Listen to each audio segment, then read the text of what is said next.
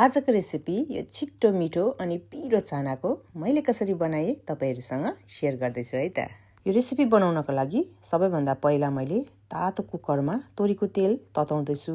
त्यसमा मैले एउटा तेजपत्ता राखे, थोरै जिरा पड्काएको छु, सँगसँगै ज्वानोलाई चाहिँ मैले माडेर राखेको छु, थोरै हिङ पनि राखेको छु। यसले चाहिँ चानालाई डाइजेस्ट गर्नु धेरै हेल्प गर्छ, त्यही भएर घरमा छ भने चाहिँ नबिर्सिकिन हाल्नु होला। थोरै प्याज राखेर अनि पिरो बनाउनको लागि 3 वटा मैले खोर्सानी राखेको छु। अब यसलाई पनि एकछिन भुट्न गइरहेको छु।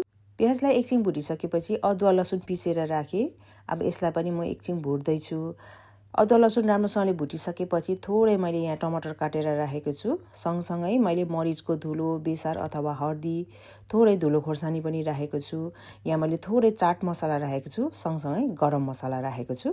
सँगसँगै स्वादअनुसार नुन राखेर एकपल्ट मजाले चलाइसकेपछि कभर लगाएर यो ड्राई मसलालाई मैले पकाएको छु।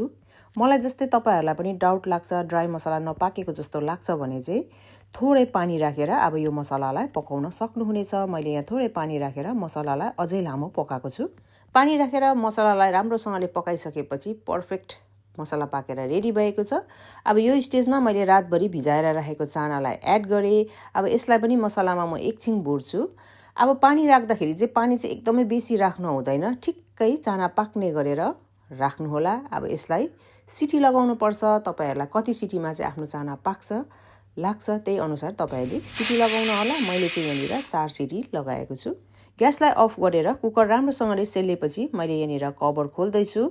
अब चाहिँ चाना पाके कि पाकेन भनेर पहिला हेर्न पर्छ। यदि चाना पाकेको छैन भने तपाईहरुले फेरि सिटी लगाउन सक्नुहुन्छ। चाना पर्फेक्टली पाकिसकेको छ, तर मैले यहाँ ड्राई चाना बनाउन गइरहेको छु, त्यही भएर पानी एकदमै बेसी छ। अब यसलाई चाहिँ हाई हिटमा सुकाउनु पर्छ पानीलाई। ल हेर्नुस् त, पर्फेक्ट हाई हिटमा मैले चानालाई पकाएर पानी सुकिसकेपछि चाहिँ यस्तो हुनु पर्यो। हेर्दै कति खाउँ खाउँ लाग्दो। मैले अन्तमा थोरै यहाँनिर धनिया पत्ता पनि एड गरेको छु र मिठो तातो तातो चाना तपाईहरुले सर्भ गर्न सक्नुहुनेछ। इन्जोय गर्नुहोला। Thank you so much for watching.